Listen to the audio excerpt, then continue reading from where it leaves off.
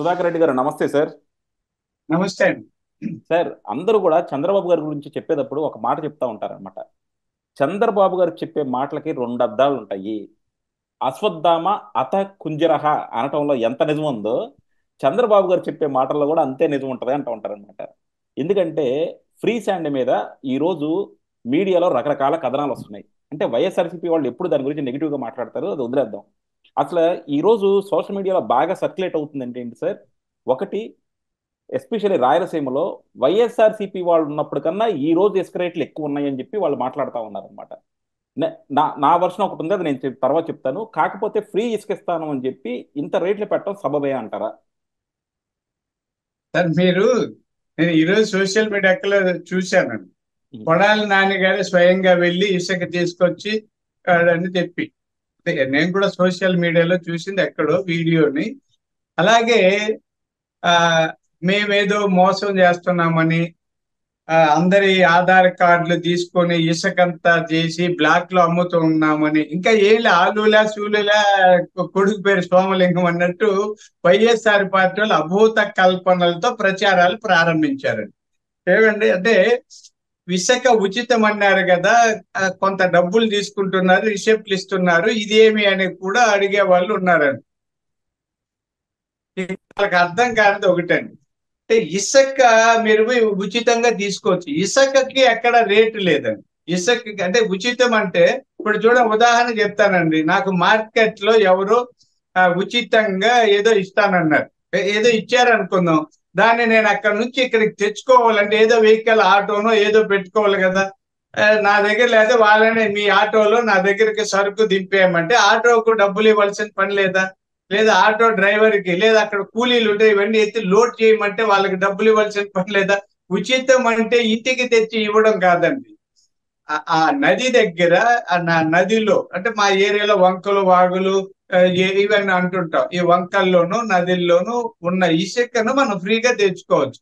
అయితే ఫ్రీ అంటే ఎక్కడ, ఎవడంటే వాడు పోయి మొత్తం తీసుకెళ్లి మళ్ళీ తమిళనాడుకో తోలేకుండా ఒక్కొక్కరికి లిమిట్ పెట్టే 20 టన్నుల వరకు, దానికి ఆధార్ కార్డు అవన్నీ ఇవ్వాలి. ఇచ్చినప్పుడు అక్కడ ఉన్న అధికారుల సమక్షంలో అక్కడ ఉన్న వాళ్ళు కూలీలు వాళ్ళు తీసి ఇసుక ట్రాక్టర్లకో లారీలకో లోడ్ చేసి పంపిస్తారు. వాటిని నామినల్ గా ఆ రేటు తీసుకుని వాళ్ళకి ఇస్తారండి. మనం ఇప్పుడు రైల్వే స్టేషన్ లో కొన్ని వెహికల్స్ వల్లే మనల్ని కార్ ఎక్కేసారు. తిరుపతిలో అనుకోండి, తిరుమల కొండకైతే ఎంత, రేణిగుంటకైతే ఎంత, ఎయిర్పోర్ట్ కి ఎంత, ఆ ట్యాక్సీ ఎక్కిచ్చి వాళ్ళు ఫ్రీ సర్వీస్ చేస్తారు కదా, ట్యాక్సీ వాళ్ళకి డబ్బు ఇవ్వాలి కదా. దీన్ని ఇంత చేస్తే 20 టన్నుల్లో ఒక 11,000 అట్లా ఉంది. కొన్ని చోట్ల ఎక్కువ తక్కువ అరౌండ్ 10,000 అనుకుందాం. ఇదే 20 టన్నులు 20,000 నుంచి 50,000 రూపాయలు పలికిందండి వైఎస్ఆర్ పార్టీ కాలంలో. కొన్ని కొంత 50,000 కూడా లక్షకు అమ్మిన రోజులు కూడా ఉన్నాయి. ఒక లారీ ఇసుక చెన్నైకి తీసుకెళ్లి, ఎందుకంటే మేము బార్డర్ లో చిత్తూరులో ఉన్నాం కాబట్టి ఎంత తేడా అంటే 5-6 రెట్లు అమ్మేవాళ్ళు. దాని అంతా తగ్గిస్తే తట్టుకోలేక మా మీద బురద చల్లడం కోసం రకరకాలుగా నేను కూడా ఈ రోజు నా ఫేస్బుక్ లో చాలా మంది కామెంట్లు అంటే పెట్టుంటే చదివాను, నవ్వుకున్నాను. ప్రతి వాళ్ళకి ఇంకా మనం జవాబు ఇస్తుంటే వాడేది ఎందుకులే అని మానేశాం. కాబట్టి చంద్రబాబు నాయుడు గారు మాట నిలుపుకున్నారు. ఇప్పుడు అందరికి ఇసుక దొరుకుతుంది. అట్లా బ్లాక్ మార్కెట్ చేసే వాళ్ళకంతా దొరకదండి. వీళ్ళు ఎవరో ఇసుక తీసుకెళ్లి ఇంకో చోట మారు బేరాలకు అమ్మాలనుకునే వాళ్ళు కుదరకుండా ఒక సీలింగ్ పెట్టారు. ఒక వ్యక్తి ఎవరైనా రోజుకి ఎన్ని కట్టేస్తారంటే ఇల్లు, ఆయన ఇల్లు కడితే ఆ రోజు తీసుకెళ్తే చాలా ఒక 20 టన్నులు 10 టన్నులు, అది 4 రోజులు వారానికి ఉంటాయి. ఎవరన్నా పెద్ద పెద్ద కన్స్ట్రక్షన్ కంపెనీలు ఉంటాయనుకోండి, దానికి వేరే విధంగా, అది వేరే. ఇప్పుడు ఎవరో పెద్ద కన్స్ట్రక్షన్ కంపెనీస్ ఉంటాయి, లేదా పెద్ద అపార్ట్మెంట్లు కడుతుంటారు, లేదా రోడ్లు ఇవి నిర్మాణాలు చేసే కాంట్రాక్టులు, వాళ్ళ వ్యవహారం వేరు. సాధారణమైన వ్యక్తులకు దానికంటే ఎక్కువ అవసరం లేదు. దుర్వినియోగం కాకుండా ఉండడం కోసం ప్రభుత్వ అజమాయిషీతో ప్రజలకు ఇసుక ఉచితం, మిగతా ఖర్చులు మాత్రం తీసుకుంటున్నారు. అది కూడా మినిమం ఖర్చులను తీసుకొని ఇసుకను ఉచితంగా ఇస్తున్నారు అన్నది అర్థం చేసుకుంటే మంచిది.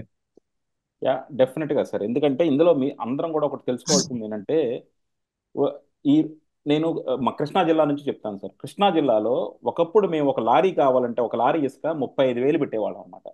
ఈ రోజు అదే లారీ ఇసుక ఈ కొత్త స్కీమ్ వచ్చినాక 16,000కి వస్తుంది. అంటే సగానికి సగం రేటు. సో ఉచిత ఇసుక అంటే, ఉచిత ఇసుక ఎక్కడ ఇస్తారు? నువ్వు నీ గనక సొంత లారీ ఉంటే చంద్రబాబు గారు చెప్పినట్టు నువ్వు వెళ్ళి ఎక్కడైనా తవ్వుకో, మాకు సంబంధం లేదు. కాకపోతే అక్కడ ఉండి ఒక ఒక ప్రొక్లైనర్ ఉండి మీ దాంట్లో ఇసుక వేస్తున్నప్పుడు, ఒక లారీ వచ్చి మీకు ఇసుక ఇస్తున్నప్పుడు కంపల్సరీ దానికి ఒక రేట్ ఉంటుంది. అది ఇసుక రేటు కాదు, అది ట్రాన్స్పోర్టేషన్ను అక్కడ జరుగుతున్న పనులకి ఇచ్చే రేటు దానికి. సో జనాలు వైఎస్ఆర్సీపీ వాళ్ళు దీన్ని పట్టుకొని కన్ఫ్యూజ్ చేస్తా ఉన్నారు జనాల్ని. సో జనాలు కూడా అర్థం చేసుకోవాల్సింది ఏంటంటే, మీరు గనక చంద్రబాబు గారు చెప్పినట్టు మీకంటూ ఒక లారీ ఉంటే, మీకంటూ ఒక ఎడ్ల బండి ఉంటే, దాన్ని తీసుకెళ్లి మీరు ఎక్కడి నుంచైనా ఇసుక ఫ్రీగా తెచ్చుకోవచ్చు.